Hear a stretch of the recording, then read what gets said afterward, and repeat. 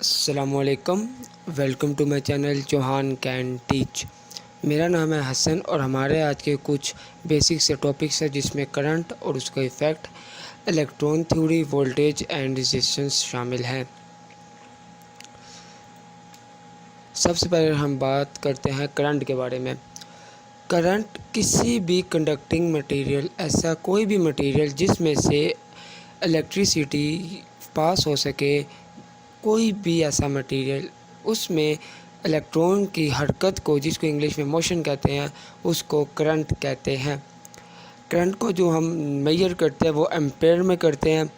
जो आके आपको ब्रैकेट में ये डेफिनेशन एम्पेयर की नज़र आ रही है, इसका मतलब कि कितनी मिकदार में हमारा करंट किसी भी मटेरियल से कितने सेकंड में गुजरा है, उसको हम एम्पेयर कहते हैं। जो करंट का फार्मूला है वो है Q is equal to I T. Q हमारे पास चार्ज जिसको हम कूलम में मेजर करते हैं, I हमारे पास करंट और T हमारे पास टाइम जिसको हम सेकंड्स में मेजर करते हैं। आगे हमारे पास कुछ बेसिक सी थ्योरी आ गई हैं। सबसे पहले इलेक्ट्रॉन थ्योरी और दूसरी कन्वेंशनल थ्योरी जिसका सेकेंड नाम होल थ्योरी भी है। इलेक्ट्रॉन थ्योरी हमें ये कहती है कि हमारा जो करंट है वो हमेशा फ़्लो करता है नेगेटिव से पॉजिटिव की तरफ। जैसे आपको ये साथ पिक्चर में एक सर्किट नज़र आ रहा है जिसमें ये बैटरी कनेक्टेड है, एक बल्ब कनेक्टेड है। इसमें हमने इलेक्ट्रॉन को, करंट को हमने फ़्लो कराया है नेगेटिव से पॉजिटिव की तरफ। जैसे आपको नज़र आ रहा है कि सर्किट कंप्लीट है और बल्ब हमारा ग्लो कर रहा है। जबकि हमारी जो कन्वेंशनल थ्योरी है वो इस थ्योरी के बिल्कुल ऑपोजिट है। इलेक्ट्रॉन थ्योरी में हमारे इलेक्ट्रॉन फ्लो करते थे नेगेटिव से पॉजिटिव की तरफ, जबकि कन्वेंशनल थ्योरी में हमारा जो करंट फ्लो करेगा वो करेगा पॉजिटिव से नेगेटिव की तरफ। इसमें भी वही सर्किट लगाया गया बिल्कुल, लेकिन इसमें हमने सिर्फ करंट की डायरेक्शन चेंज की है। उसमें करंट हमारा पॉजिटिव से नेगेटिव की तरफ जा रहा था, इसमें हमारा करंट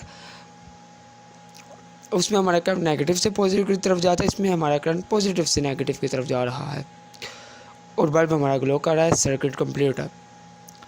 आगे हम बात करते हैं करंट के कुछ इफ़ेक्ट्स की। सबसे पहले करंट के हमारे पास कुछ दो बेसिक से इफ़ेक्ट है, एक हीट और दूसरा इलेक्ट्रोमैग्नेटिज्म। सबसे पहले हम बात करते हैं हीट की। इसकी मैं आपको आसान सी एग्जांपल अगर दूं तो हम लोग लकड़ियां जलाते हैं, जितनी ज़्यादा लकड़ियाँ जलेंगी उतनी ज़्यादा उसमें से हीट प्रोड्यूस होगी। जितनी कम क्वांटिटी में हम लकड़ियों को जलाएंगे, बर्न करेंगे, उतनी कम क्वांटिटी में उसमें से हीट प्रोड्यूस होगी। करंट का भी बिल्कुल यही इसके साथ रिलेशन है। जब से इसमें लिखा गया जैसे कि किसी भी मटेरियल में से करंट फ्लो कराते हैं तो उसमें हीट प्रोड्यूस होती है। जितना कम हम करंट फ्लो कराएंगे उतना ही कम उसमें हीट प्रोड्यूस होगी। जितना ज़्यादा हम करंट फ्लो कराएंगे उतनी ही ज़्यादा उसमें हीट प्रोड्यूस होगी। इसकी एग्जांपल हमारे पास लाइट बल्ब है। लाइट बल्ब में वो एक तार सी जो बीच में लगी होती है उसे फिलामेंट कहते हैं। जब एक मखसूस करंट उसमें से फ़्लो करता है तभी वो ग्लो करता है। उसके बाद जो दूसरा इफ़ेक्ट है वो हमारे पास है इलेक्ट्रोमैग्नेटिज्म। जो हमारे पास करंट फ्लो करता है किसी मटेरियल से तो इलेक्ट्रोमैग्नेटिक फील्ड उसमें प्रोड्यूस होती है। मटेरियल इलेक्ट्रोमैग्नेटाइज हो जाता है या मैग्नेटाइज हो जाता है। जितना ज़्यादा करंट फ्लो करेगा उतनी ज़्यादा मैग्नेटिक फील्ड उसमें प्रोड्यूस होगी। जैसे ऊपर भी आपने देखा करंट डायरेक्टली प्रोपोर्शनल है हीट के साथ, इसी तरह करंट हमारा डायरेक्टली प्रोपोर्शनल है इलेक्ट्रोमैग्नेटिज्म के साथ। इलेक्ट्रोमैग्नेटिज्म के कुछ एग्जांपल्स जिनमें अल्टरनेटर्स, जनरेटर, इग्निशन सिस्टम, कुछ इलेक्ट्रॉनिक डिवाइसेस, ये हमारे ऑटोमोबाइल के कुछ बेसिक्स इलेक्ट्रिकल डिवाइसेस हैं। आगे हमारे पास आती है वोल्टेज, या जिसका दूसरा नाम है इलेक्ट्रोमोटिव फोर्स। जैसे नाम से जाहिर है कि कोई फोर्स है, इलेक्ट्रोमोटिव फोर्स एक ऐसी फोर्स है जो हमारे किसी कंडक्टिंग मटेरियल से करंट को फ्लो कराती है। जिसके आसान अल्फाज में करंट को जो चीज़ दिक्कत देती है या फोर्स करती है मटेरियल से पास होने के लिए, उसको वोल्टेज कहते हैं।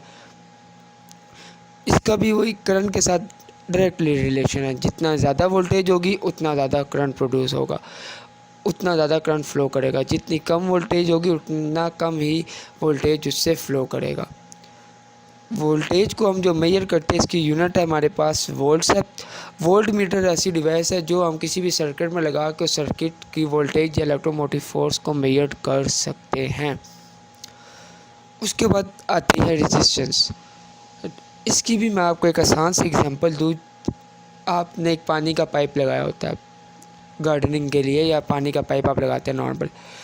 जब अगर हम उसके ऊपर अपना पाँव रखेंगे, जितने ज़ोर से हम पानी के पाइप को अपने पाँव से प्रेस करेंगे उतना ही कम पानी उससे गुजरेगा। जितना ज़्यादा हम प्रेस करेंगे उतना कम पानी गुजरेगा। इसी से ऑपोजिट, जितना हम हल्का फोर्स से उसको पाइप को प्रेस करेंगे उतना ज़्यादा उसमें से पानी गुजरेगा। इसी तरह रेजिस्टेंस या तो हमारे सर्किट में इलेक्ट्रॉन के फ़्लो को रोकती है या कम करती है। जिस तरह मैंने आपको एग्जांपल दी, उसी तरह जितना ज़्यादा रेजिस्टेंस होगी उतने कम इलेक्ट्रॉन फ़्लो करेंगे, जितनी कम रेजिस्टेंस होगी उतना ज़्यादा इलेक्ट्रॉन फ़्लो करेंगे। यानी कि ये रास्ते में एक रुकावट है, जितनी ये रुकावट की क्वांटिटी कम होगी उतने ज़्यादा इलेक्ट्रॉन फ़्लो करेंगे। जितनी क्वांटिटी, जितना गाढ़ा या जितना हार्ड हमारे पास रेजिस्टेंस लगा होगा, जितनी ज़्यादा क्वांटिटी का रेजिस्टेंस होगा वो उतने कम इलेक्ट्रॉन्स को आगे फ्लो कराएगा। और उसी तरह जिस तरह पीछे डिवाइस थी, उसी तरह वोल्ट मीटर, इसी तरह ओम मीटर हमारे पास डिवाइस है जो सर्किट्स में रेजिस्टेंस को मेजर करती है कि सर्किट में कितनी रेजिस्टेंस हो रही है। Thanks for watching. Don't forget to like, subscribe and share my channel. Thank you.